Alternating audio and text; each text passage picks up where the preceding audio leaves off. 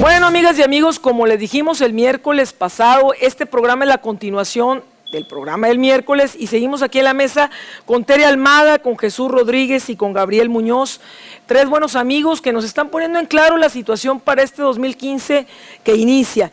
Este 2015 lleno de retos, sí, de problemáticas, y lo que nosotros queremos plantearles a ustedes no es una escena catastrófica, pero sí una escena real. En la medida que no nos pongan todo color de rosa, sino en la real perspectiva con los diferentes colores claros y oscuros, pues vamos a tomar mejores decisiones. Primero, vamos a tener mayor conocimiento de las cosas con más realidad, con más precisión, más desmenuzado, y vamos a poder tomar mejores decisiones. Y entonces sí, tomar realmente el ritmo y el control de nuestra vida para que la gente que está en la política y que ya se va a venir en estos próximos meses, en estas próximas semanas, ya todo un proceso electoral, pues realmente la escojamos, decidamos de una manera mucho más consciente, que verdaderamente incidamos. Que esto va a tomar tiempo, igual que sí. Igual no va a ser de la noche a la mañana, ni vamos a esperar que venga Superman, ni el Chavo del Ocho, no, pues ya no está, ¿verdad? Ni Chespirito, pues no tampoco, ni el Chapulín Colorado. Que por cierto, ¿verdad? Casualmente, ¿verdad? Le hizo el favor ahí al sistema de fallecer, con todo respeto, ¿verdad? Exactamente en el momento justo para que todo se bombardeara con esto y que nos olvidáramos un poquito de lo que está pasando en el país con el proceso de Iguala. Pero bueno, todo eso es parte del sistema en el que estamos moviendo. Nos decía Tere que había falta de soportes, que la economía, nos decía Gabriel, que había problemas también económicos y un diagnóstico muy preciso y muy claro de Jesús. ¿Qué sigue, Gabriel? En la parte económica. Yo hago alusión a esto del oro y todo eso en forma chusca, pues para relajar un poquito el asunto, ¿verdad? Porque con todo ese rollo del dólar que le comento, le digo, le manifiesto, como diría no sé quién, que se presume, tú me dirás, que pueda subir en este 2015 como a 16 pesos por dólar. Y no estamos ya incrementándolo nada más así porque sí, sino hay ciertos análisis, ciertas situaciones a nivel global que se están presentando y hay que tener consciente esto. Estamos en frontera y hay que mirar también a la parte de los metales. O sea, finalmente el papelito no está sustentado en nada. O sea, el dólar no está sustentado en nada. Sí, hay varios factores importantes que están afectando, que están empujando el dólar hacia arriba. Uno es la bajada de los precios internacionales del petróleo, que decíamos anda abajo de los $70. Sí. Otra es, estamos a las expectativas, y los mercados financieros están a las expectativas del anuncio de la Reserva Federal de Estados Unidos. Entonces, que en marzo va a ser. Esperan que ahorita están haciendo un anuncio para enero si van a subir o no van a subir las tasas de interés. Okay. Esto repercute significativamente en el precio del dólar. A ver, ¿por qué? O sea, si suben las tasas de interés en Estados Unidos, los capitales que están fuera, ¿qué va a pasar? Se van a ir por ahí. Te das cuenta que tienes $1.000.000. Ajá. ¿Dónde lo vas a invertir? Pues donde me dan nada. Te dan más interés, más rendimiento. Claro, aquí no dan nada. Entonces, en México se esperan que las tasas referenciales para el año que entra se mantengan igual en 3%. Nada. En Estados Unidos están esperando reportes de empleo, de industria manufacturera, que parece que va a una mejoría. Esto va a hacer que la Reserva Federal aumente un poquito las tasas de interés, sí, para controlar un poquito la inflación. Los capitales se van a empezar a ir a comprar dólares, se van a empezar a ir para allá. Esto se está reflejando ya hace 2 semanas, que vemos el precio del dólar, sí, 50, sí, más 14. Entonces, cada vez yo esperaba que más o menos ajustar en los 14, 13.90. Ajá. Aquí también entra un factor que pocos hablan, que es la especulación. Sí. Que es un factor muy importante que pasó en el 2008, cuando, no sé si recuerdas, cuando el dólar de repente estaba en 11, se fue a los 15, sí, en un mes regresó a los 13. ¿Qué pasa con esto de la especulación? Bueno, es como una corrida de toro, ¿no? Alguien se va a la compra, los demás especuladores ven, oye, te está aumentando la demanda. Si yo espero que el día de mañana el precio del dólar está 15, y ahorita me cuesta 14. Pues compro dólares. Sí. No, mañana no, porque claro, es una utilidad. ¿Y eso qué hace? Eso qué hace que automáticamente toda la banda se van a comprar dólares. Ajá. Y empiecen a hacer lo mismo. Esto hace que la presión del dólar se vaya mucho más rápido hacia arriba. Que eso es por especulación, no es por cuestiones estructurales de petróleo ni de tasa de interés. Es como cuando sube el dólar y ves en las casas de cambio la filota. pues están haciendo que suba más. Hace que suba más. O sea, si usted va, cuando sube el dólar y usted, ¡ay! Hay que comprar dólares. Pues está haciendo que suba más. O sea, en lugar de beneficiarse usted, pues está perjudicando a la larga a usted y a todos nosotros, ¿no? Sí. Aquí la problemática es cómo lo controlas, es difícil. Sí. Aquí la buena estrategia que tiene, bueno, por años, tenemos como 13 años, el Banco de México ha logrado tener un máximo histórico de reservas internacionales en dólares. El día que ellos quieran, pueden aventar dólares al mercado para controlar el precio, ¿no? No A ver, dime una cosa, el Banco de México tiene, yo me acuerdo que nos decían hace mucho, ¿verdad?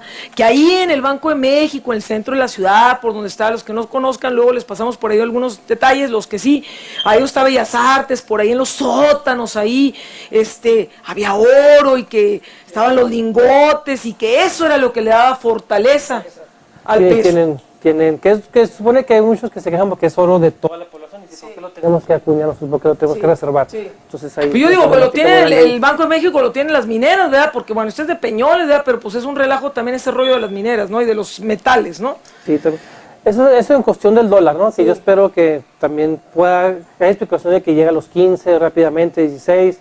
Depende también de la política del Banco de México, si quiere ahondar dólares para bajar, porque también nos afecta mucho, ¿no? Sí. Porque nos ayuda en la parte que somos un país exportador. Sí. Ayuda a las exportaciones, pero también somos un gran país importador, claro, sobre todo de tecnología, y que se van directo a los insumos, al costo de producción.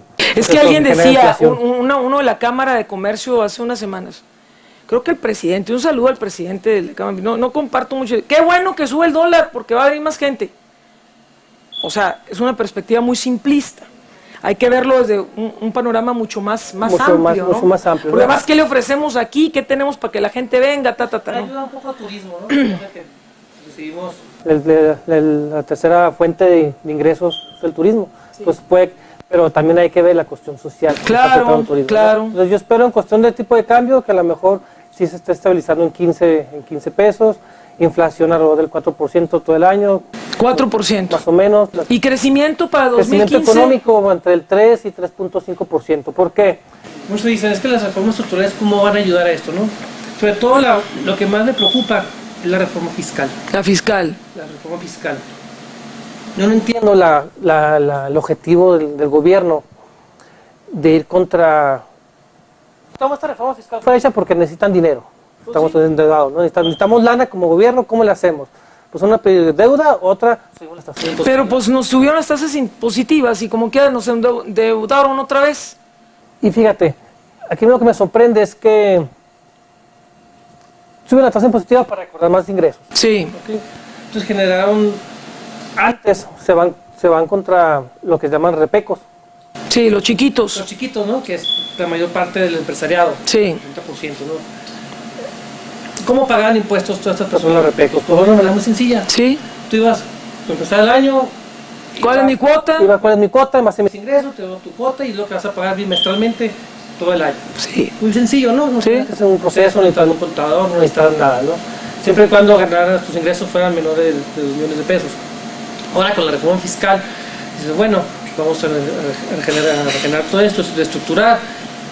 Entonces, vamos a generar ciertos incentivos. El primer año lo vamos a centrar una cierta tasa, el 10% del impuesto a la renta, el siguiente año otro porcentaje, ¿no? Para llegar al máximo de 10 años para que paguen el 100%. Sí. Siempre y cuando la problemática es que van a tener que hacer todo vía electrónica. Facturas electrónicas. Contabilidad electrónica. Para eso, yo como si tengo unos abarrotes. No, pues. No tengo computadora, sí. No tengo acceso a internet, sí. No sé cómo generar la factura electrónica. Hubo muchos problemas en esto. Tengo que comprar todos estos servicios, ¿no? Entonces, ¿qué es más fácil para mí? ¿Irme a la informalidad o hacerme todos esos servicios que son carísimos, ¿no? Pues a la informalidad. Y aparte van a tener que paguen más. Claro. Yo con las últimas entrevistas que he tenido con personas, con contadores públicos de la localidad que están palpando, ¿no? Las cosas técnicas. Dicen que sus clientes están optando fácilmente y ese por la informalidad y no hace alta. Y fíjate, es bien interesante porque tiene que ver también el punto de vista social en las colonias, Tere. Los changarritos, bueno, ya no mencionemos a Fox, pero bueno, las tienditas de las colonias y todo eso, como decía Gabriel, pues ¿cuándo van a tener que el internet, que esto, que el otro? ¿No? En algunos lados ni llega bien el internet, por un lado. Y por otro lado ahora, pues ya tiene usted que presentar su contabilidad electrónica también. O sea, apenas tengo chance a este nivel de que sumar, restar y que esto y que el otro, imagínate ya todo un proceso de contabilidad electrónica, ¿no? O sea, si hay una problemática fuerte ahí. Ahora, pero a mí me hace ruido dos cosas, Gabriel. Uno, que ya estamos muy bien. Yo escuchaba también el otro día a la gente de la Cámara de la Vivienda, que decía que vamos a estar en los niveles del 2007 en construcción de vivienda. Digo, canijo, perdón. O sea, yo le sé un poquito a lo de la vivienda y digo, ¿cómo va a ser posible, no? Que porque ya los niveles de empleo subió y que ya estamos bien en el estado y muy particularmente en Juárez. Digo, eso se empata con la cuestión social, con la parte política. A mí me da pendiente esas declaraciones porque quiere decir que vamos a estar otra vez inflando, vivienda, eso. ¿A dónde? En realidad estamos bien económicamente aquí en la frontera. Yo vi una nota en el diario, digamos, hace que 3 días, donde apuntalaba el empleo registrado en el INE. Subía. Que es que habíamos alcanzado niveles de 397,000 personas registradas, ¿no? Ajá. Esos niveles los teníamos en el 2007. Ajá. Entonces lo que está representando aquí es una recuperación económica, que no es crecimiento económico. Diferente, correcto. Tuvimos 7 años de estancamiento, ¿no? Claro. Y pérdida de empleos. Acabamos de recuperar el nivel de empleo que teníamos en 2007. El nivel de empleo. El nivel de empleo que teníamos en 2007. Gente, a ver, gente en trabajo. Gente en trabajo, ¿no? Gente precario. ¿Cómo dice Tere? Quiere decir que trabajo, pero ahí está en el trabajo, o sea, precario, lastimoso, con grandes problemas de tiempo, transporte, bla, bla. Sí, esa gráfica era medida por estadística. Registrados en el Instituto Mexicano de Seguro Social, ¿no? que se considera que es un empleo formal. Sí. Después de 2008 cayeron a 300,000 por toda la cuestión. Subimos el empleo. Pudimos recuperar. No quiere decir que estamos creciendo, eso hay que tener en cuenta y hay que tener... Y si no crezco, y si apenas puedo comer, pues aunque tenga empleo, que me voy a andar preocupando de la casa, ¿no? Si apenas puedo ahí juntarme ahí con toda la demás familia y ahí vivir en un cuartito, o sea, eso es lo que me preocupa, que de repente los análisis no son como más estructurales, más integrales, ¿no? Sí, hay que ver todas, como dice nuestra maestra como aquí, Tere. hay que ver las cuestiones sociales también. Sí. Todo lo que ha generado esta crisis económica, cómo se relacionan los problemas sociales, pues por ejemplo, sí. La inseguridad, la crisis de familia, la estructuración. Por ejemplo, una cosita más, nada más para... Tengo unos buenos amigos en Chicago. No son que se fueron de mojados ni nada, tienen sus empresas. Y a mí me dicen en estas personas, ¿y por qué menciono esto? Porque es importante, porque son gente que está en la economía, hace movimientos comerciales y todo eso. Y me dicen, mira, la economía de Estados Unidos está pendiendo de un hilo. Entonces, ¿de dónde sacaron ya que Estados Unidos está creciendo mucho y que esto y que el otro? Hablábamos en el otro programa como una especie de la creación del caos o de inflar ciertas cosas para luego dejarlas caer. Eso es lo que me preocupa también, porque tarde o temprano nos va a votar también a nosotros. ¿Cómo la ves eso? Para mí Estados Unidos está en un proceso de recuperación. Va a tener un crecimiento por debajo de México, alrededor del 1 o 2%. ¿no? Entonces, ¿cómo que soltaron mucho dólar o qué está pasando? Lo que pasa es que el gobierno de Estados Unidos, a través de una política de Obama, a través de la deuda, está dando dinero, está generando empleo, ¿no? Pues sí. Como quiera, estás enfermo y te da una pequeña inyección para que levantes, pero no es una recuperación real. Okay, sí. No es una medicina permanente que lleve a generar estructura a largo plazo, no es algo temporal. Eso es bien importante, porque luego la gente se va con la finta, a comprar dólares, eso. El dólar no tiene sustento, o sea, no hay un sustento, y en un momento dado que la burbuja suba, en donde China les pida, a ver, échame lo que me debes, los truena, y con él viene la cadenita, ¿no? Eso me interesa. A ver, Tere, la parte que querías tocar, lo social. No, yo creo que esta parte económica tiene muchísimas repercusiones en el ámbito social. Por ejemplo, hay muchas cosas que son también, que se generaron en estos años de la violencia. Por ejemplo, todo el quiebre de las pequeñas y medianas empresas que se dio por la extorsión, por la inseguridad, generó una mucho mayor concentración de la riqueza. Claro, es decir, cuántas tienditas de barrio, cuántos pequeños negocios vimos cerrar todavía, y que no es fácil que eso se vuelva a rehacer, porque además no ha habido políticas para impulsarlas de nuevo, ¿no? Y en ese sentido, pues frente a ello crecieron las tiendas de convivencia, estas de las grandes cadenas, casi a la par de la ciudad, y todo eso implica que cada vez tenemos menos pequeños y medianos empresarios. Y entonces creo que ahí hay un tema muy importante. Además, un tema que se planteó en estos años, como no solo por la inseguridad, sino por la recesión económica en que nos vimos envueltos desde 2007 a raíz, sobre todo por ejemplo, la industria automotriz y otras ramas de la industria maquiladora, fue el tema de la necesidad de diversificar la economía de la ciudad. Claro. O sea, que no podemos estar estructuralmente tan ligados solamente a tener todos los huevos en la misma canasta, por decirlo de alguna manera. Entonces, ese tema a mí me preocupa porque creo que hoy se vuelve al mismo esquema, pero además en condiciones, la maquiladora en otras ciudades ha significado otras cosas, y aquí parece como que no. Por ejemplo, el estudio que hizo el Instituto Mexicano de la Competitividad daba cuenta de que estamos trayendo a Juárez a las peores, en el sentido de que hay otras ciudades que sus gobiernos ven, se cuidan de qué maquiladoras, de qué tipo de empleos, que no es solo generar empleos, es importante generar empleos, pero yo creo que un tema que es ineludible si queremos no avanzar al deterioro de la ciudad es la calidad de los empleos. A mí me preocupa mucho que la oferta parece ahora es China, y uno sabe lo que eso significa en términos de precarización y lo que ves en los trabajadores. Por ejemplo, esos trabajadores que están empleando 3 horas en ir hasta allá y 3 de regreso, 6 horas de transporte, más las 9:30, y que tú dices 700 pues a la semana, tú dices, o sea, ¿qué condiciones para las personas y para las familias puedes generar a partir de alguien que invierte 15 horas al día desde que sale de su casa hasta que regresa? No, pues lo que quieres. Y entonces, pero además con esos salarios, esa es una forma de violencia, eso genera muchísima violencia.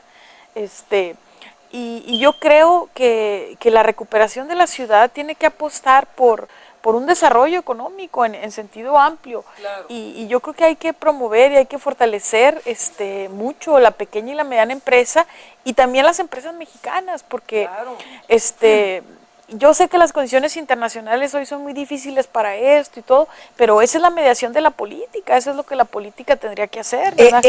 Subrayalo, eso es lo que la política tendría que hacer, inducir, su trabajo, claro. O sea, no dejar todo solo a la dinámica del mercado, claro, pues esa es la razón del Estado, ¿no? Claro. O sea, mediar entre los diversos actores, incidir políticas, porque eso tiene gravísimas consecuencias en el ámbito social, ¿no?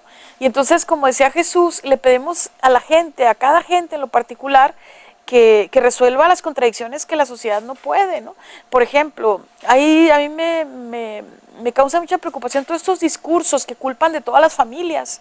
Y es que las familias, y dice, bueno, sí, pero ¿qué condiciones tienen las familias para ello, verdad? O sea, cuando tú ves las condiciones reales de las familias, pues tú dices que las familias no pueden resolver con esas condiciones laborales, con esos problemas de la estructura urbana de la ciudad, que también es otro tema fundamental, y ahorita que tocabas tú el tema de la vivienda, o sea, a mí realmente me puede muchísimo lo que está pasando con el IMIP, claro, porque sí. era la única institución seria que se había construido en esta ciudad, y si no construimos instituciones, no. Era la única que había introducido una racionalidad técnica que iba más allá. Que luego no los pelaban, pero ahí estaban haciendo su esfuerzo. No, y que mereció mucho reconocimiento, claro, sí. y que generó un importante contrapeso, que los contrapesos son muy importantes, sí. a otros actores y entonces a mí, bueno, ya desde la primera administración de Teto el golpazo fue brutal, ¿no? Yo creo que de ahí no se recuperó, ¿verdad? Los 2 meses, porque claro, hay otros intereses, pero necesitamos instituciones que vean más allá de los intereses inmediatos políticos o económicos. Y entonces la ciudad va a seguir creciendo sin rumbo, al mejor postor, todo lo que, a mí, por ejemplo, la construcción de vivienda. ¿Y qué va a pasar con las miles abandonadas, todo el crecimiento del suroriente? Toda la infraestructura, la lana que se metió ahí. Ahora, nosotros, por ejemplo, estamos hace 3 años empezamos a trabajar en el suroriente con jóvenes. Yo no veo condiciones mucho peores que las del poniente. Uno se pregunta, en esas colonias... con las casitas chiquititas. Con las casitas mini casas inmersas en medio de un desierto, o sea, así en la nada. Y uno dice, ¿cómo se es joven aquí? ¿A dónde sale un joven? ¿Cómo se genera la convivencia, la interacción? el desgarramiento de las distancias, por ejemplo, las nuevas preparatorias que se han puesto, ¿no? Cebetis 270 con Alep 3, uno dice, están en el suroriente, están cerca de los jóvenes. Cuando uno ve lo cotidiano, que hasta 3 camiones para llegar a esa prepa que aparentemente está cerca, pero por el tipo de desarrollo urbano que tiene profundas implicaciones sociales y que desgarra la vida de la gente en términos de tiempos, de dineros, de posibilidades reales, de seguridad también. Muchas chicas, por ejemplo, dejan ir a la escuela porque ¿quién las puede llevar? Y con todo lo que se ha generado, pues. Sí. Entonces creo que se tiene que avanzar a replantear esto. Necesitamos otro diseño de instituciones, pero si a las pocas que se habían logrado, ¿verdad? Pues les están dando sí, mate. Ya estamos hablando de una oficina que hace planos, o de cosas de ese nivel, cuando lo que necesitábamos era una institución independiente, autónoma, descentralizada, que regulara el crecimiento de la ciudad, que viera futuro, y bueno, como en ese tema del desarrollo urbano, en los otros estamos igual, ¿no? O sea, como por ejemplo el tema de ahora del Instituto Municipal de la Juventud, que a mí me da mucho gusto que se haya creado. Nosotros una propuesta que nos han prometido desde la administración de Jesús Alfredo Delgado y que nunca se hizo, ¿verdad? En la que aportamos mucho de cómo debía de ser, pero ahora parece como que es una disputa entre grupos, ¿no? Cuando dices, los problemas de la juventud de la ciudad... Es que los mismos jóvenes están maleando y los están maleando los que están ahí ya, porque en muchos casos se están maiciando. Entonces, para nosotros, no es que sea, que se haga un instituto, pero que no vaya a ser ingresar más puestos, más burocracia, sin que esto impacte en la vida que necesitamos políticas de juventud en esta ciudad, necesitamos realmente una propuesta.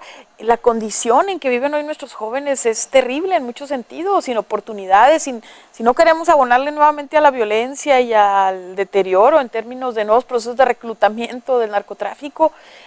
Que eso está latente, ¿eh? No se ha ido, está latente y hay que considerarlo. Jesús, para ya cerrar este programa tan interesante, políticas, la labor de la política. ¿Qué hacemos, Jesús?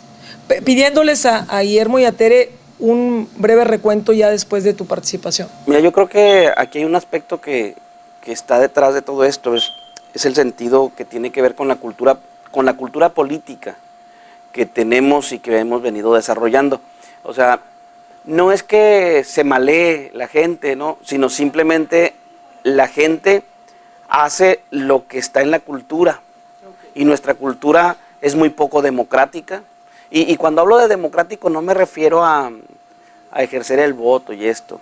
El asunto de lo que ahorita hablábamos es que requerimos transformar la cultura política de tal suerte que también podamos impactar para crear nuevas instituciones. Tal como lo comentaba, o sea, tenemos instituciones que hemos generado y que han sido deterioradas porque la cultura política que impera es una cultura autoritaria, es una cultura política de poca visión de largo plazo, es inmediatista, ¿de acuerdo? Donde lo que predomina es esta idea de que como yo soy el jefe, entre comillas, se hace lo que yo digo en esta vieja lógica autoritaria, ¿no? Y eso nos ha afectado de manera tremenda. Pero no es un solo problema solo del político profesional, o sea, no solo es de los funcionarios. El problema es que esta cultura política permea al conjunto de la ciudadanía. Entonces, estamos reproduciendo esquemas autoritarios, esquemas de poco diálogo, esquemas poco tolerantes incluso, y que yo creo que es donde tenemos que ir trabajando. Y solo se trabaja teniendo esta visión más amplia de lo que implica hacer política democrática. O sea, sí, la política que hacemos no pinta hacia allá, pero tenemos la posibilidad de poderla transformar. Pero solo se transforma en la medida en que decidamos entrarle a esa transformación. Cierto, yo estoy preocupado por comprar el litro de leche, estoy preocupado por levantarme temprano y desplazarme 3 horas en transporte. Totalmente de acuerdo que eso afecta. Pero las razones por las cuales están así es precisamente porque la gestión pública ha fallado. Pero ha fallado porque también la ciudadanía en su conjunto también se ha alejado y hemos sido apáticos. O sea, yo me gustaría ver estos que protestan por muchas cosas, ¿no? Organizados por protestar por un mejor transporte público en la ciudad. O sea, En el momento en que la ciudadanía diga, ¿saben qué? Ya estuvo. No nos vamos a subir a sus porquerías de camiones. Exactamente. A ver, En ese ¿cómo? momento, el empresario va a decir, y ya no voy a tener ese ingreso. Y va a buscar de alguna manera brindar otro tipo de servicio, claro. Pero la ciudadanía tiene que organizarse. Claro, pero para poder lograr esto, tenemos que sacarnos esta idea de que las cosas las resuelvo yo en lo individual. Y yo digo, bueno, pues no tengo para el camión, me voy caminando, me voy en la ruta, me voy en una bicicleta, me Dar un voy en ride. caballo, Sí. no sé, pero siempre en pequeño a lo individual. Sí. Y nos hace falta generar más comunitarismo en este sentido. No podemos darnos ese lujo de seguir estando aislados de las decisiones políticas. Interesante. Una última reflexión, Guillermo, Tere, rápida, con la idea de volverlos a invitar. De esto se puede desprender muchísimas cosas más, en lo social, en lo económico, en lo político. Viene un año interesante, muy interesante, que hay que estar pendiente. Guillermo. Perdón, Gabriel. Viene un año difícil para políticas públicas y política económica. Política fiscal va a quedar igual, las mismas tasas de interés no van a subir, no va a cambiar. En lo individual, ¿qué tenemos que hacer? Ok, tengo 3 pesos, voy a tratar, mientras que participo y se arregla acá, voy a tratar de ahorrar. Ahorrar. Y no se dejen ir por las tarjetitas, por el amor de Dios. No vaya, vamos acá, y échele la tarjetita. ¿Por qué? Porque nunca va a salir de eso y va a estar más presionado y más endeudado y más mortificado y más tenso. Hay que invertir, pero en bienes de capital productivo. Bienes de capital productivo para generar empleo, para producir más. No ahorrar como conocemos, ahorrar en el banco y ahí lo guardo pues si pasa. Ahorrar productivamente, ¿no? Que invertir en bienes de capital, que generen un ingreso, empleos, ¿no? Y cortar sobre todo el crédito. No se vayan a endeudar así de un jalón. Cheque muy bien las cosas, ¿no? ¿Verdad? Sí. Me gustan unos zapatos, pero ya tengo. Pues me acabo mis zapatos, o sea, junto, ahorro. Decía alguien, una persona que tiene dinero, decía, mira, yo no compro otro carro hasta que tengo el costo del que me lo voy a comprar. Así me tarde un año y medio, yo voy ahorrando. ¿Por qué? Porque el crédito mal usado, y como no tenemos una cultura real del crédito, pues te arruina, ¿no? Entonces, cuidado con las finanzas personales, participando, como dice Jesús. Tere. Yo creo que es importante, muy clave, la participación de la sociedad, generemos mejores conciencias, el comentario de la ciudad, generemos propuestas, busquemos también un diálogo con las autoridades, una interlocución para el impulso de estas políticas sociales que la ciudad necesita. Si no, yo creo que estamos jugándonos muy alto costo la posibilidad de un mayor deterioro y de nuevas condiciones de crear nuevamente, o están dadas pues muchas condiciones para el escalamiento de la violencia. Entonces yo tengo mucha preocupación en ese sentido, soy generalmente muy optimista, pero necesitamos empujar cosas, y también es muy importante que nuestra clase política entienda que no pueden seguir pensando solo en función en la pobreza de políticas y de programas que ha existido en la ciudad. Entonces, que volteen a ver realmente las condiciones de la ciudad. Y si no nos quieren voltear a ver, pues hay que tocar. Ey, tú trabajas para mí, Jesús. Y una cuestión, porque muchas veces cuando hablamos de política pensamos que solo es lo electoral, sí. Pero quiero poner un ejemplo de lo que implicaría una cultura política democrática diferente a nivel comunidad, que tiene que ver con lo económico, que son experiencias que se han dado en otros lugares.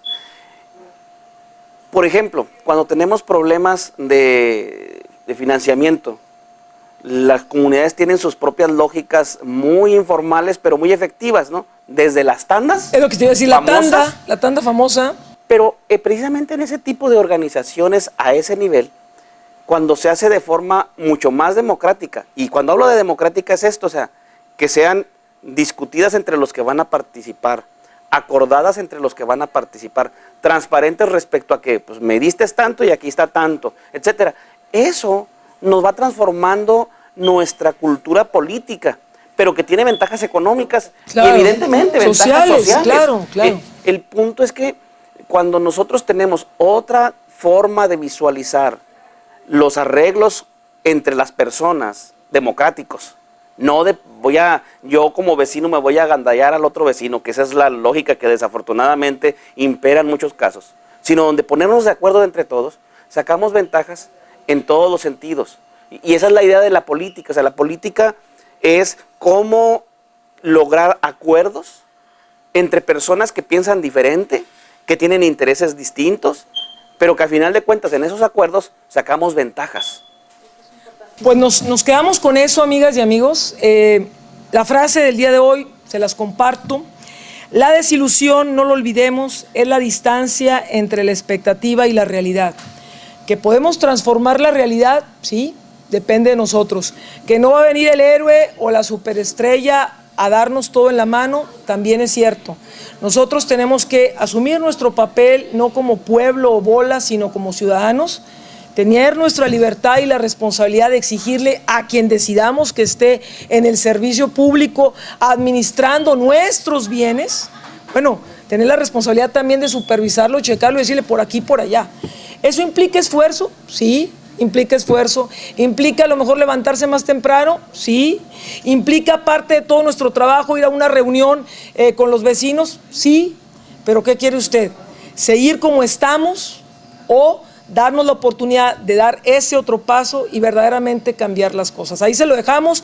Cuídese mucho, pórtese bien, empecemos bien el año reflexionando, abriendo nuestro panorama. Un abrazo para todos. Edna Lorena Fuerte.